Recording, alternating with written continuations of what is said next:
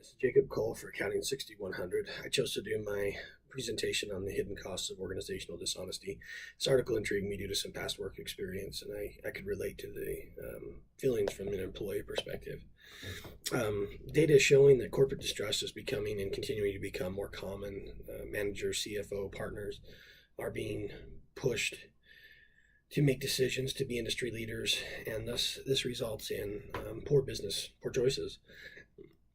I think that maybe younger generational, myself possibly included, are not technically skilled enough to be able to acknowledge unethical business practices. And what I mean is, when I came right out of my undergrad and worked at my first accounting job, I did what I was told. I wouldn't have known whether it was ethical or not, or in accordance with GAAP or whatever it might be. They really don't have a GAAP class in school, but I think that could be learned over time. The authors use the word malignancy to focus on the main points of the article, and I think this is great visual. Cancer starts from a main point or tumor, whatever it is, and then spreads and consumes from there.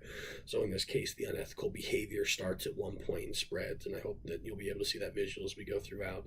The first malignancy is reputation degradation, where if dishonest or unethical business practices within an organization continue, poor reputation among current and prospective clients will certainly spread. Research has shown that it only takes one bad decision to ruin a reputation, and people react even harsher to deceitfulness. Malignancy 2 refers to a mismatch of values, and we're going to look at three of them really briefly. The first one is increased absenteeism. Although maybe not acknowledged from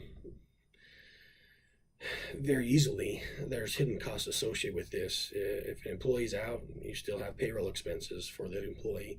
There's a loss of productivity due to work not being performed. Oftentimes other employees will have to step in and work overtime, so there's a cost there. And if the employee's out for an extended period of time, temp employees might need to be hired, which is expensive. They have to be trained. Higher turnover exists as employees may feel less satisfied with their job. They're less committed to the organization. They may start looking for other positions and leave as soon as the opportunity is available. I like to think that most people have an ethical threshold.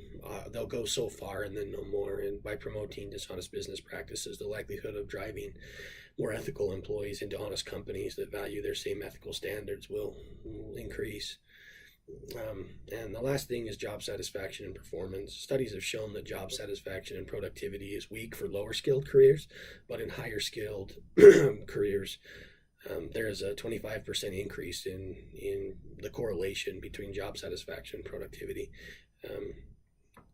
What may even be worse is that the ethical, most capable, highest productivity employees will probably leave to find better jobs, thus resulting in a higher turnover problem. But all that's going to be left in the company to work is the unethical ones, which leads right into malignancy 3, which is increased surveillance. If, as an organization, you're treating your clients unethically, what makes you think employees would treat the organization ethically? So in order to combat this, managers turn to surveillance. Surveillance leads employees to feel like they're not being trusted, which, whether they should or shouldn't, that's not the point. But they feel that their integrity is being questioned. They're more likely to quit or to retaliate, once again resulting in higher turnover. Ethical employees may begin to feel that their actions are not from themselves. They might feel like they're only making choices because they're being watched. And I think management focuses too much on surveillance equipment, thinking that they're just going to fix everything when that may not be the case. So briefly, two really quick things I wanted to talk about was setting a tone at the top. Management needs to set the ethical tone, teach ethical principles, and live and expect ethical behavior. And if you do that, employees will see that as well. And the other thought that I had on this is provide a way for employees to talk about unethical situations without repercussion. This could assist in stopping unethical business practices before any damage or additional damage could be done.